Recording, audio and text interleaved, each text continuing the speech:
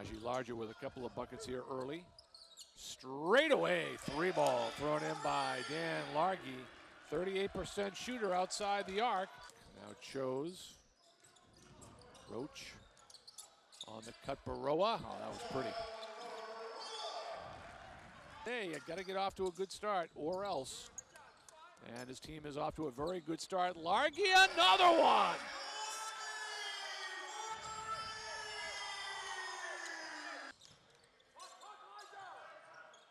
KJ Lee into the game for the Skyhawks, controls the ball up top. Now Morton back inside for Lee. Oh, that was pretty. Lee all the way through for two. Just did the same move using his right hand going. Brandon Twitty. Back outside Chose. Twitty again will try it and make it. Brandon Twitty has been the offense. Up Church. Oh, what a job by Lee to take it away from him. Hits the deck. Makes the play. Up the floor. Baroa for two. KJ Lee. That's what you need from your seniors. Now Twitty for Largy on the baseline. Twitty gets it back and can't make the three. Rebound to Lee. Largy 3-ball. Got that one. First points of the second half. Largy now with 17 points. 5 to shoot. Morton to the corner. Wide open. 3-ball thrown in by Joel Baroa. Brandon Twitty on the go, needs help. And it's going to be Roach going to have to throw it up. Of course it went in. Never say die. Never say die. Stayed with the play. And that will end it. Final score, Stonehill Skyhawks 80. And the New Haven Chargers 63. Congratulations. Thank you. You guys have been through a lot this year. You had a great December, struggled a little bit in January. Now you're back to 500. What was the talk after the loss to Lemoyne on Wednesday? We had to start holding each other accountable. So that was the first thing we addressed the next day of practice. And there's a method to Krause's madness. He had us only 30 minutes on the floor, but every time I made a mistake, 15 push-ups. And I hated push-ups ever since now. I'll tell you that much. And you could see in the first half that he even said it. If we were at practice, we wouldn't have done anything because the mental mistakes were there, but the effort was still there. So we tried to recover as fast as we can, but holding each other accountable, it's what great teams do. And one of the things that he talked to us about at halftime of the women's game was just communication. What was different on the defensive end of the floor today? You can just see the passion and everything. I personally tried to be the motivational leader, and everyone just feeds off it. Everyone feeds off a certain play. Say Twitty makes a layup, we want to get another stop. We want to get a kill. We want to get 3 stops in a row, and that's how we'll win. And that's what the great teams do right now. We're trying to be one of them. And you had that stroke in that first half.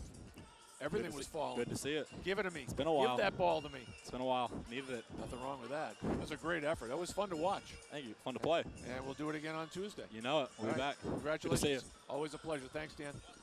To the bounce back of the little bit of the ride that we've been on with this group, but this group responds. It's something that we noticed in preseason as we were, just trying to figure out who we were a little bit, and as the year went on, our group's got the ability to respond to challenges and respond to just some tough situations. And like we've seen over the last number of weeks, a tough loss the other day against a really good Lemoyne team. We played a really good team in New Haven today who had won 4 in a row.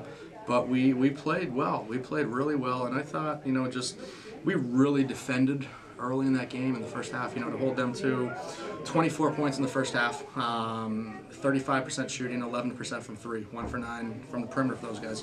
We really defended, and we didn't do that to that level, obviously, the other day, like you saw. But to your question of, the group does have the ability to bounce back, and it's been we've seen that recently where if we dropped one, we've won right away. When we dropped one, we've won it, so. But I think today it was a great win all around. A really good team. New Haven has been playing at a high level, so we've been challenging our guys, to just be ready and be ready to compete for 40 minutes. And a great win, great overall team win today. A tough one the other day, but we came, with what you said about Southern Connecticut, the win up the road last week, and playing as well as we did and as hard as we did in the second half, where we really got things going, and then didn't have a great game early this week. To get out early in this one after a few days ago, it was really important. I thought, and that's why we challenge our guys to really communicate, to really hold each other accountable, and to really just compete and play hard. And we really did that. And when we get going defensively, we're capable, and there's a lot of positive vibe, and there's more energy on the offensive end, and we're a talented offense team that can really shoot it, and we found some great looks, and Danny got going early, but the ball movement found Dan too, which was really good. I mean, Dan, he's one of the best shooters in the country, and I mean, percentage-wise this year he's been a little bit down, but he's proven that he can shoot at an extremely high level, especially last year as a freshman, and the ball, just found his hot hand, and he did a great job, I thought, screening today, getting him into screen action and popping and reacting, and it was really good to see. I think Dan this last number of weeks is really starting to come on strong, and it's been great to see. We've been challenging him a little bit to just get into more screen action, get a little bit more aggressive defensively with some physicality, and he's really done a great job. And it's been great to see. And I mean, like you just said, we need him if we're going to make a run here, and he's starting to play back at a really high level. And I'm just proud of the effort that he's put in, because I think that he's starting these last number of weeks, especially these last 2 weeks, he's starting to compete at a very high level, and his attention to detail defensively, he's now really starting to lock in terms of those details of what it takes to play and be a really good player at the college level. And I mean, he didn't come out shooting the ball that well to start the season, like you mentioned, but and then he hit that 6th spell where he was out for a couple weeks towards the end of the first semester. But he's now really starting to get into rhythm. But I think a lot of it is him just taking upon himself the challenge to just compete and just give his will, and you can see he's such a competitor, and even in practice and in meetings and just stuff, you can see his energy.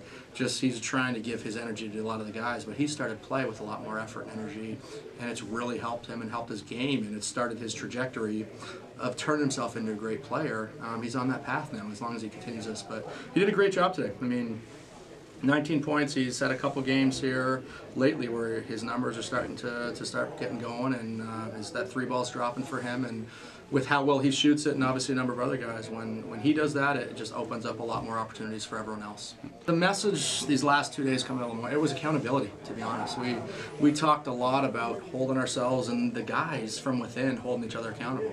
Just the details that we needed to defend with. If we said we got a 3/4 of the post, if we got to get to a front in the post, or if we are supposed to plug a driving lane defensively or communicate a screen, we didn't do a great job with that the other day. And it was really just, you guys got to do the details. You got to have a sense of urgency and understand the importance of doing the little things all the time. So at halftime today, I walked in the locker room, and I wrote accountability on the board. To just make sure that we hold ourselves and our guys from within, the guys in the court or the guys on the bench and the leaders within us, hold ourselves to those details of doing it for 20 minutes and then 40 minutes and doing it possession to possession. So that was the focus this week, coming out of last game, and it's going to be it's been a focus of ours going forward, but it's a big part of today's win. We're obviously a really, really good win, and you get another home game coming up where we don't have to travel, and we can just stay here and just prep and get ready to play. But I mean, Pace has been playing really well lately, and we haven't watched a ton of film yet, but I think the guys, Ryan and Joey, our coach and staff here, is starting to do the work, and from what I've heard from them, just little bits and pieces, and seen just numbers this year of statistical stuff, they're going to be a really tough team, that can really score it and get it going. So we got to be prepared, and we got to make sure that we are ready to defend these guys and just be accountable with all those little things and with our scouting report. But a good opportunity. I mean, obviously playing here this week, we got our next 2 at home, but the first one is the most important here on Tuesday night against Pace. So we'll get them ready to go, and hopefully we show up with that same effort, intensity, communication, just mentality, and that same accountability here Tuesday night.